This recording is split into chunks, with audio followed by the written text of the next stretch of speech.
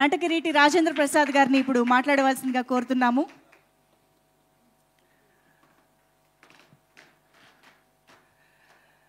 సభా సరస్వతికి నమస్కారం. షష్ఠి పూర్తి ఎంతో కాలంగా నిజంగా మళ్ళీ ఆయనతో పనిచేయటం, ఆ సినిమా రిజల్ట్ మీ ద్వారా ఇవాళ తెలుసుకోవటం, ఈ రోజున సక్సెస్ మీట్ చేయటం. ఈ సక్సెస్ మీటు మేము ఇళయరాజా గారిని స్వామి అని పిలిచేవాళ్ళం అప్పట్లో. ఆయన వైట్ అండ్ వైట్ వేసుకుని ఎప్పుడు పొద్దున్న నిద్ర లేచిన దగ్గర నుంచి ఆయన ఎన్నింటికి పడుకుంటారో నాకు తెలియదు, కానీ అన్నింటి వరకు ఆయనకి సంగీతం తప్ప మరొకటి తెలియదు. అందుకని స్వామి అని పిలిచేవాళ్ళం మేము. అంటే నేను చెప్తుంది లేడీస్ టైలర్ ప్రేమించి పెళ్ళాడు ఆ టైంలో స్వామి అని పిలిచేవాళ్ళం. ఆయనకి హృదయపూర్వక జన్మదిన శుభాకాంక్షలు. Happy birthday sir. స్వామి వణకం, వందనం, నమస్కారం, పాద నమస్కారం. ఆయన మొన్న ఇంటర్వ్యూలోనే మీరు అందరూ చూశారుగా, వీడు మావాడే. ఆయన లేడీస్ టైలర్ డబుల్ పాజిటివ్ చూసి ఫస్ట్ ఊరే అని పిలిచాడు ఆయన నన్ను. అంటే అది ప్రేమ. ఈ మధ్య కొన్ని ఫంక్షన్లు గబుక్కుని నేను మాట్లాడుతుంటే కూడా దాన్ని రాంగ్గా అర్థం చేసుకుంటున్నారు. మీ కర్మ, అది మీ సంస్కారం మీద ఆధారపడి ఉంటుంది, నేనేం చేయలేను. ఒకవేళ తప్పుగా అర్థం చేసుకున్నట్టయితే మీ సంస్కారం. నేనైతే ఇట్లాగే ఉంటా, సరదాగా ఉంటా ఎవరితో. ఇప్పుడు ఇళయరాజా గారితో ఆ రోజున మీటింగ్ ఎంత బాగా జరిగింది మనకి. ఈ సినిమా గురించి నిజంగానే మా పవన్ చెప్పినట్టు, రూపేష్ చెప్పినట్టు, మీరు భుజాల మీద వేసుకుని నిజంగా హ్యాట్స్ ఆఫ్. నేను ఎప్పుడు మీడియాని పిలవను, నా ఫ్యామిలీ అని అనుకుంటూ ఉంటాను. మీ అందరికీ తెలుసు ఆ విషయం. నేను ఎప్పుడు ఫ్యామిలీ మెంబర్, నన్ను మీరందరూ అన్నయ్య అని పిలవటమే నాకు జన్మధన్యం, నా అదృష్టం. Thank you. ఎందుకనంటే అలాగే మీరు నాతో ఉన్నారు. నా నిజమైన సక్సెస్ని ఇవాళ 2 నిమిషాలు ఎక్కువ మాట్లాడతానేమో తెలియదు, కానీ ఈ పిల్ల ఇందాక నుంచి కల్చరల్ బ్లాక్ బస్టర్ అంటుంది. ఇంకొకసారి చదువు మళ్ళీ. It is not cultural, it is cultural. ఇంకొకసారి చూడు, మళ్ళీ వస్తుంది. Amazing sir. ఎస్, ఇప్పుడు నాకు అలాగే కనిపిస్తోంది. ఇప్పుడు ఒప్పుకుంటావా నేను బాగా చదువుకున్నానని? ఇంజనీరింగ్ ఫస్ట్ క్లాస్ సురేష్ గురై, నేను ఇంజనీరింగ్ ఫస్ట్ అన్నయ్య అంటే సరదాకి. ఈ సరదానే ఈ మధ్య నన్ను కొన్ని చోట్ల ఏదో అదెవరో నేను ఇంట్రడ్యూస్ని హీరోయిన్, నేను తెచ్చుకొచ్చిన యాక్టర్ని ఏదో నేను సరదాగా మాట్లాడుకుంటే ఇది వేరేలాగా అర్థం చేసుకుంటున్నట్టున్నారు. మీ కర్మ, నేనేం చేయలేను. నేను అలాగే ఉంటాను, ఎందుకంటే అన్నయ్యను కాబట్టి ఇంట్లో. ఏమంటే నిజంగా మీ అందరికీ నేను మీ అందరి ముందు ఐఎమ్ కన్ఫెసింగ్ మై సెల్ఫ్. ఏ సినిమా యాక్టర్కైనా ఏదో భాషలు మనకెందుకు, మన భాష తీసుకుంటే ఏం తమ్ముడు, మన భాష తీసుకుందాం. ఒక పెళ్లి దగ్గర నుంచి పెళ్లి దగ్గర నుంచి షష్ఠి పూర్తి వరకు కూడా, పెళ్లి పుస్తకం నుంచి షష్ఠి పూర్తి వరకు, పెళ్లి పుస్తకంలో పాట, షష్ఠి పూర్తిలో పాట, ఈ జర్నీ ఒక నటుడికి సక్సెస్ఫుల్గా ఉందా? ఉంది. నేనే. Thank you so much. కరెక్ట్గా మేమందరం ఫీల్ అవుతున్నట్టే మేమేం చేశాము, ఏం తీసాము, దాన్ని ఈ రోజున ధైర్యంగా మైక్ ముందు నుంచుకుని, ఏమై ఈ మైక్ పుచ్చుకొని మీ ముందు ఇవాళ నిలబడగలిగాము అని అంటే అది కారణం మీరే. మీరు చూడటం వల్ల, మీరు ఇందాక ఇప్పుడు వీళ్ళు సినిమా తీయటం వరకు ఒకలాగా తిన్నారు నన్ను. ఇప్పుడేంటి తెలుసండి, వీళ్ళందరూ అన్నయ్య ఆ సీన్లో నువ్వు ఆ డైలాగ్ చెప్పినప్పుడు ఒక ముసలాయన నిలబడిపోయి కళ్ళమిడి పెట్టేసుకుని చప్పట్లు కొట్టేస్తున్నాడు అన్నయ్య. రావాలి, అలా వస్తేనే మనం సక్సెస్ఫుల్ కింద లెక్క, లేకపోతే మనం ఫెయిల్యూరు, అంతే కదా. మనం అలా జరిగింది థియేటర్లో ఇవాళ కాబట్టి వీళ్ళందరూ అల్లరి చేసి పారేస్తారు ఆ కాలనీలో. గోల మామూలు గోల కాదు, వీళ్ళ గోల కాదు. అయితే మరి ఇవాళ మీరందరూ చూసి జనరల్గా ఏమన్నారు, కల్ట్ ఫిల్ము అని అంటే ఏమనుకుంటున్నారు మీరు? పెళ్లి పుస్తకం దగ్గర నుంచి షష్ఠి పూర్తి వరకు రాజేంద్ర ప్రసాద్ గారు మొత్తం అంతా మన ట్రెడిషనల్ గురించే చెప్తాడండి. మనకి ఇంట్లో పెద్దాళ్ళు చెప్పే సోది, మళ్ళీ ఈయన చెప్పే సోది చాలా పొరపాటు. లేడీస్ టైలర్లో నేను చేయని గోల, పెళ్లి పుస్తకంలో నేను చేయని గోల, షష్ఠి పూర్తిలో వీళ్ళు చేయని గోల, మామూలు గోల కాదు. మీరందరూ నీ పేరుతో పిలవట్లేదు చూసుకో, చివరికి నీ పేరు పోయింది. అదే ఒక యాక్టర్ యొక్క గొప్పతనం. ఆ నలుగురు సినిమా చూసి చైతన్య, ఆ నలుగురు సినిమా చూసి నన్ను రాజేంద్ర ప్రసాద్ అని ఎవడన్నాడు? రఘురామనే అన్నారు. కారణం ఆ పాత్ర సక్సెస్. ఏ నటుడికైనా, మా పెద్ద ఆయన విశ్వవిఖ్యాత నట సార్వభౌమ నందమూరి తారక రామారావు, ఎప్పుడైనా కబుర్లు బాగా ఆయనతో చాలా ఎక్కువ కబుర్లు మాట్లాడుకుని కొన్ని 10-12 సంవత్సరాల పాటు నేను నా ఏదో జన్మలో నా పూర్వజన్మ సుకృతం. ఆయన అంటుండేవారు ఎప్పుడైనా, ప్రసాద్ మీకు విషయం తెలుసా, మనం ఎక్కడ గుర్తుంటాం, మనం వేసిన పాత్రలు గుర్తుంటాయి. ఏ యాక్టర్ అయినా లాంగ్విటీ ఉంది అని అంటే కనుక అతను వేసిన పాత్రలే అని పెద్ద ఆయన చెప్పేవారు. సో నిజమేగా మరి, నిజంగా మరి నిజమండి, 100% నిజం.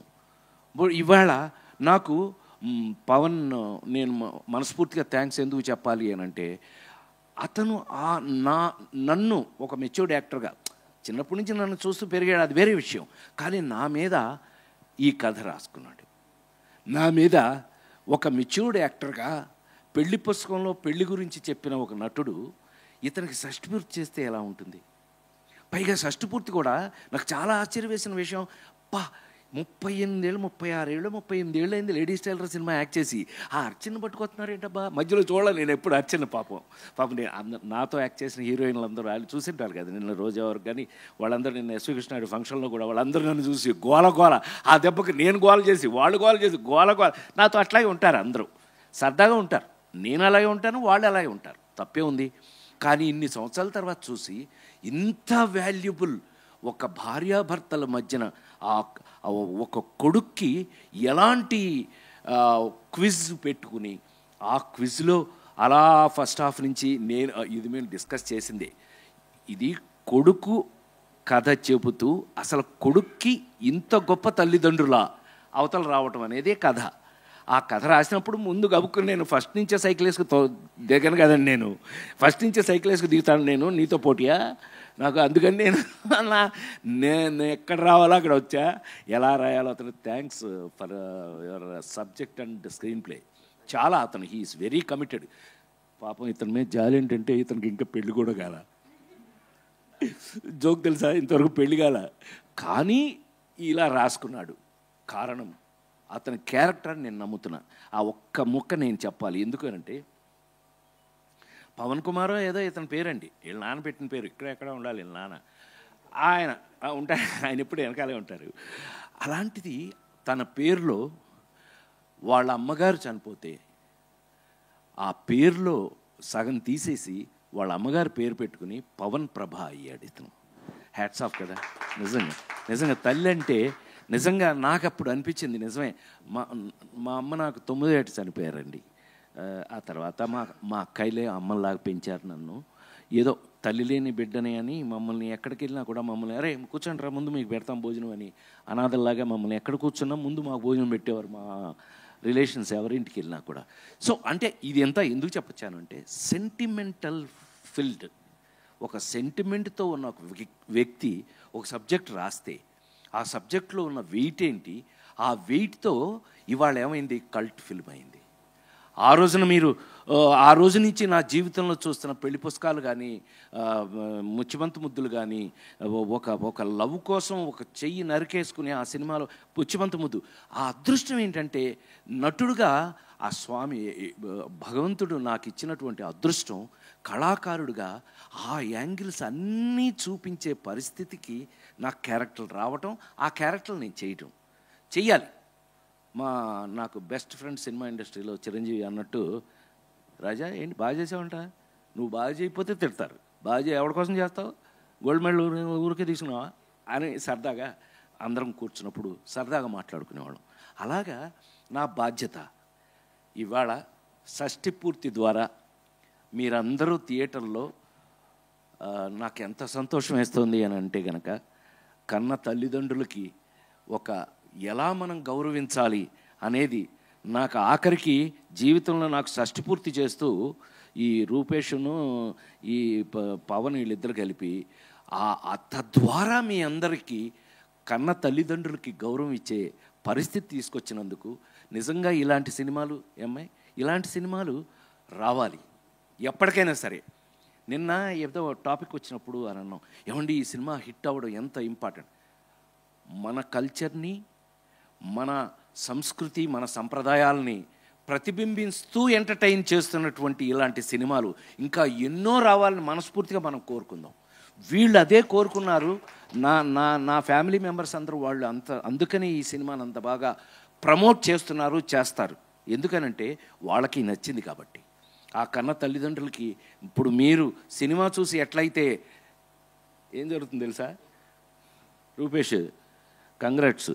ఎందుకో తెలుసండి, సినిమా చూసి నిన్న మా అన్నయ్య ఫోన్ చేశాడు విజయవాడ నుంచి. నాకు అన్నయ్య ఉన్నాడండి, నా నలుగురు మగపిల్లలు 2 ఆడపిల్లల్లో మేమిద్దరమే మిగిలాం. అన్నయ్య ప్రసాద్ ఫోన్ చేసి, ఒరే రాజా, వాడెవడో మా ఇంటి పక్కడరా సినిమా చూసి వచ్చాడంట, నీది చాలా బాగుందంట, మన ఇంటి పక్కన ఉన్న 10 మందిని తీసుకెళ్ళాడు రా ఇవాళ అన్నాడు. అమ్మ ఇదేదో బాగానే ఉంది. ఒక సినిమా ఇది ఆ నలుగురు ఇలాంటి సినిమాలు అన్నిటికీ జరిగినాయి.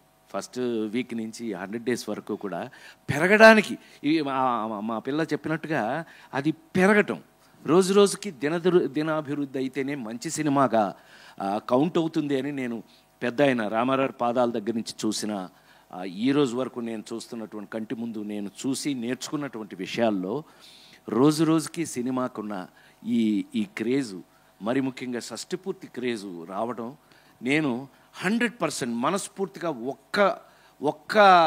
ఒక్కతన్ని బాగా అభినందిస్తాను. పవన్ ఎట్టి పరిస్థితుల్లోనూ అభినందించాలి. ఎందుకనంటే తను ఏం సెంటిమెంట్స్ అయితే ఫీల్ అయ్యాడో, ఏమైతే రాశాడో, అదే ఏమైతే తీశాడో అదే మీకు ఇవాళ కంటి ముందు కనపడుతుంది. ఇది కానీ ఒక మాట అంటాను, అది పెద్ద మాట అయితే నన్ను క్షమించండి, మీ అందరికి నచ్చితే నన్ను మెచ్చుకోండి. ఆ రోజున విజయవాహిని ఏవిఎం ఇందాకంది అమ్మాయి సంసారం చదరం దగ్గర నుంచి మీరు చేయని అని చేశా, కొడుగ్గా ఇందులో తండ్రిగా, ఇలా అవకాశాలు అవి. అలాంటప్పుడు ఒక విజయవాహిని నుంచి, ఒక ఏవిఎం స్టూడియో నుంచి ఇంకా అనేకమైన అద్భుతమైన నా నేమ్మేట్ అని పిలిచేవాడిని జగపతి రాజేంద్ర ప్రసాద్ గారిని. నేమ్మేట్ ఏంటండి, నేమ్మేట్ గారు ఆయన ఛాంబర్ నుంచి ఆయన లెటర్స్ నాకు వచ్చాయి, ఆయనకి వెళ్ళాయి. ఎందుకంటే ఆయన విబి రాజేంద్ర ప్రసాద్, నేను జీబీ రాజేంద్ర ప్రసాద్. సో ఇలా ఎంతోమంది మహానుభావులు.